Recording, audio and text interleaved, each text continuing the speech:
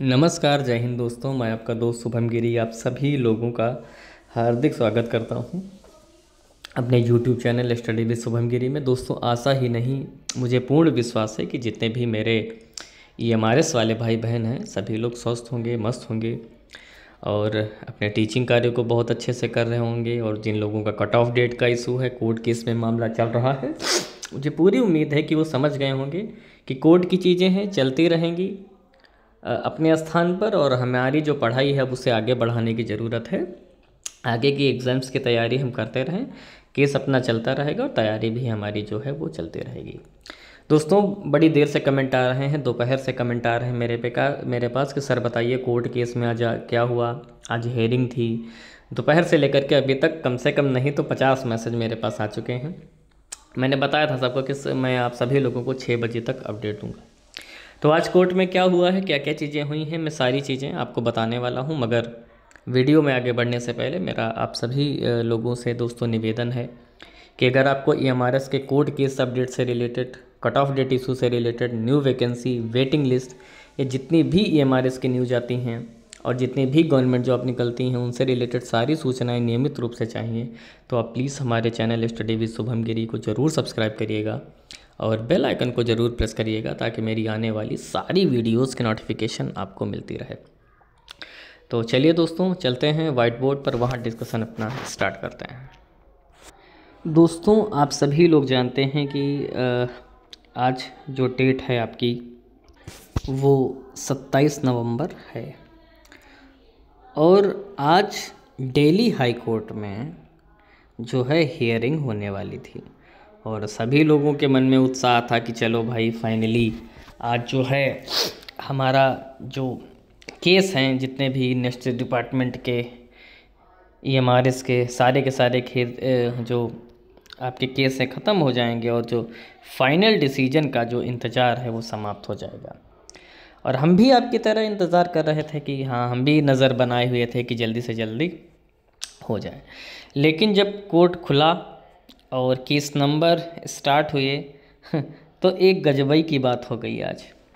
और वो गजब की बात ये हो गई कि आज हमारी जो माननीय जज साहिबा थी, हमारी माननीय जज साहिबा जो थी वो अनुपस्थित थी कोर्ट में, जिसकी वजह से हमारे किसी भी केस की जो सुनवाई है आज नहीं हो पाई। ये मुझे बड़े दुख के साथ कहना पड़ रहा है कि हमारे केस की सुनवाई आज भी नहीं हो पाई, क्योंकि माननीय जज साहिबा जो हमारी थीं वो छुट्टी पर थीं, उपस्थित नहीं थीं। तो जो दूसरे तरीके से, मतलब जो अन्य लोग होते हैं जो डेट प्रदान करते हैं जब जज नहीं होता है, तो नई डेट जो मिल रही थी वो मिल रही थी 3 दिसंबर। नई डेट जो मिल रही थी 3 दिसंबर मिल रही थी। मगर जो नेक्स्ट का जो वकील था उसने 3 दिसंबर की बजाय अगली डेट ले ली, यानी कि 11 दिसंबर की डेट ले ली। ठीक है, उसने कहा कि 3 तारीख को मैं उपस्थित नहीं। वो आई थिंक 3 या 4 था, इसमें थोड़ा सा मुझे कन्फ्यूजन है, क्लियर नहीं, मैं थोड़ा डाउटफुल हूँ। 3 या 4 वो डेट मांग रहे थे, मगर उस डेट को बोला कि मैं अवेलेबल नहीं हूँ, शायद उनके अन्य केस लगे होंगे। तो उनकी रिक्वेस्ट पर जो अगली डेट लगा दी गई है वो 11 दिसंबर लगा दी गई है। तो दोस्तों, मुझे बड़ा दुख के साथ कहना पड़ रहा है कि आप लोगों का जो इंतज़ार है वो एक बार फिर से बढ़ गया है। ठीक है, सब केस पासवर होते चले गए और नई डेट सबको मिल गई हैं। आज किसी भी प्रकार की जो कोई कार्यवाही है वो दिल्ली हाई कोर्ट में नहीं हो पाई है। ठीक है, तो यही दोस्तों आज की इतनी अपडेट है। और जब कोई सुनवाई ही नहीं हुई, डिबेट्स ही नहीं हुई, आर्गूमेंट ही नहीं हुआ, तो इसके बारे में हम और क्या ही कह सकते हैं। बाकी आप सभी लोग समझदार हैं। दोस्तों, EMRS की जैसे ही कोई न्यूज़ आती है हम तो भाई लेकर के आ जाते हैं।